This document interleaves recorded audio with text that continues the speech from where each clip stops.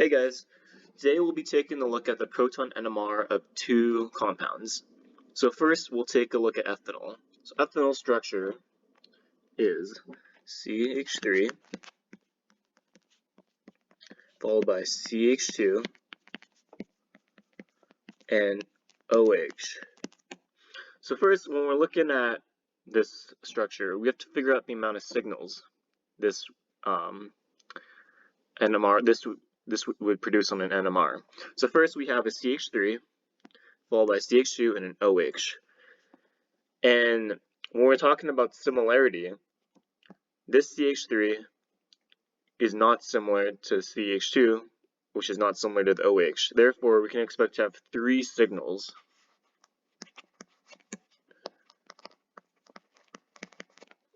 on the NMR. Further, let's take a look at the CH3. So methyl has 3 hydrogens. Now we have to figure out how many hydrogens are adjacent to methanol. In this case, it's next to a CH2, meaning that there's 2 hydrogens, indicating that it will split twice. So when you look at a Pascal's triangle, you can see that for a split twice, it will produce a 1-to-1 peak ratio, meaning that there's going to be overall a 3 peaks, with the middle peak being higher than the side peaks. When looking at the CH2, we see that there's 2 hydrogens on it. So it has an integration to 2H, and we have to figure out and determine how many hydrogens are adjacent to the CH2. So while you could say that there's 3 on the left and then 1 on the right because of the oxygen does not count as when you're looking for adjacent hydrogens, because the oxygen is essentially a buffer. Therefore, we can only say that there's 3 hydrogens adjacent from the methyl group, meaning that it will split 3 times, and according to a Pascal's triangle, that will produce a 1-to-3, 3-to-1 ratio, with the total of 4 peaks, with the 2 middle peaks being 3 times higher than the side peaks. Lastly, we have the oxygen. So with that said, we have 1 hydrogen, but because we said that it cannot split, there will be no splitting, meaning that we can only expect to have 1 peak. So let's just look at this and see whether or not this is actually true. So going to the NMR, we can clearly see that there's a 3H integration here. And one thing I forgot to mention is that when looking at this compound, we have to understand where the position of these signals will be. So oxygen, the alcohol, is going to be more downfield compared to CH2 and CH3. That said, also, the area where we could expect a regular methyl group is around 0.9 ppm. However, this CH2 has no shielding to OH, meaning that it's going to be pulled to OH more, while compared to the CH3 has shielding from the CH2, meaning that it won't be as pulled as much, but probably still can expect some sort of pull. So for the CH3, the CH3 will be the most upfield NMR peak, and we can assume that next the CH2 and OH will probably be pretty similar in location to each other, with more downfield. And that's why when we look at this,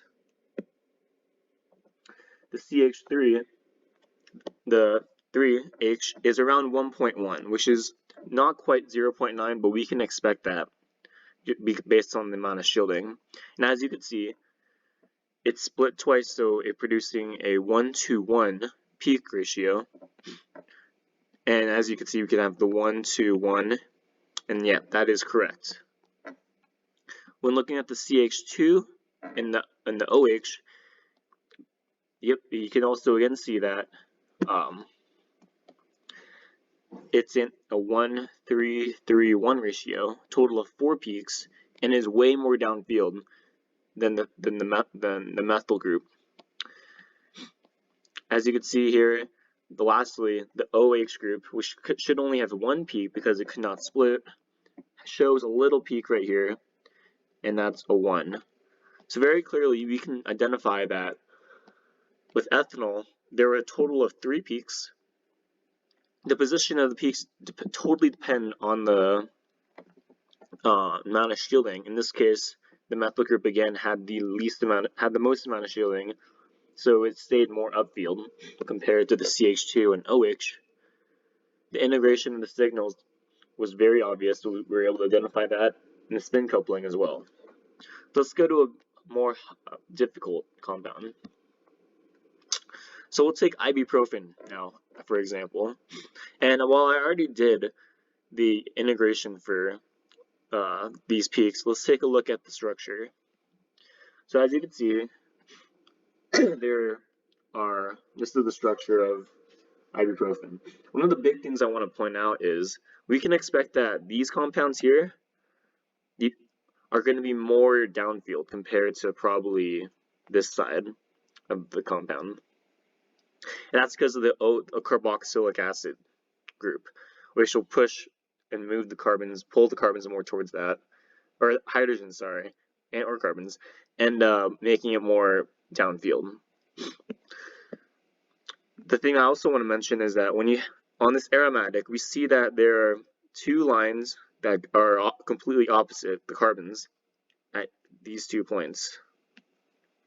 This indicates that it's most likely a doublet, which we probably see on the NMR. But essentially, a doublet is having these 2 lines that are the same length and pretty close to each other that signify that they're opposites to each other. So when we're looking at the aromatic ring, when we're looking at this compound, we first see that there's 2 methyl groups, A and B, let's call them here. And so while there is CH3, so they should have an integration of 3H, we see that they're adjacent to 1 hydrogen. So that most likely means, again, that this A group, and B, while they're 3H, there's only 1 hydrogen, so that's creating a double, and then we should expect, 1 peak, 2 peaks, of this. And it should be split 1 time. So let's take a look at what we see here. So clearly, because this is the more de-shielded or more shielded part of the compound, we can expect that methyl groups to be around 0.9 to probably 1.2. And right here, we can see that both of these, 3H, this one is at 0.9 and probably 1.3, 1.4. And while we can't explain why they're there, it's hard to tell which compound or which methyl group is exactly where. If it were me, I'd assume that A would be at 0.9 and B would be around probably the 1.3, but that's just me. Further, we can see here that this group, this peak, has a total of 7 peaks. So this comes from this carbon hydrogen here. So this hydrogen is a 1H, we'll call this C. So C contains 1 hydrogen, but it's adjacent to 6 hydrogens, meaning that it will be split 6 times. Therefore, we can expect to have a total of 7 peaks because of it. And then when I say split 6 times, it's because there's 3 on this methyl and 3 hydrogens on this other methyl, so that's 6. We can expect it to be a total of 7 peaks, which is exactly here. So we could call this part C. Further, when we're looking at in another compound, we can see that there's a carbon D here that contains 2 hydrogens, but adjacent to it is only 1 hydrogen, meaning that it's only going to be split once. And obviously we're talking about this hydrogen right here, as there is no hydrogen next to this aromatic, meaning that we can expect that there be 2 peaks in a 1-1 ratio. And when we look here, we're almost in a 1-1 ratio.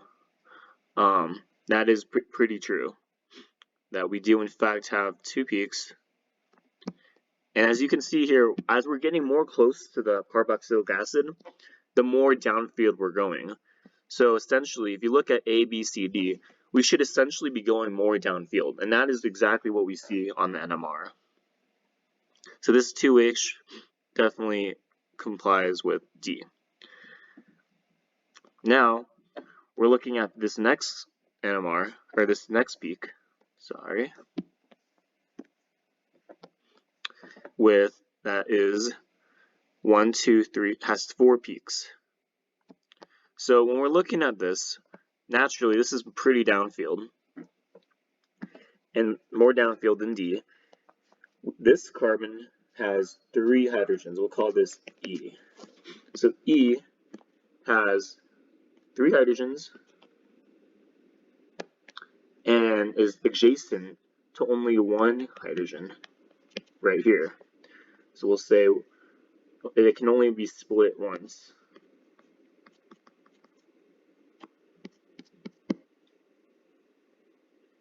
Oh, sorry, never mind. That E should be on this carbon, which contains only 1 hydrogen, but is adjacent to 3 because of the methyl right here. So we'll say split 3 times. And with that being said, according to Pascal's triangle, it would be in a 1 to 3, 3 to 1 ratio, meaning that there's 4 peaks, 2 that are higher than the other in the middle. And this obviously is more downfield, probably is the most downfield peak as of now, because it's so close to the carboxylic acid. So let's take a look here. So when we look at this, so we have a 1H, meaning that, again, the integration is 1. There's only 1 hydrogen.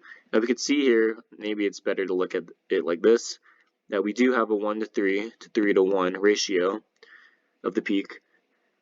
And in fact, that there are 4 peaks, indicating that it's most likely, again, coming from this methyl group.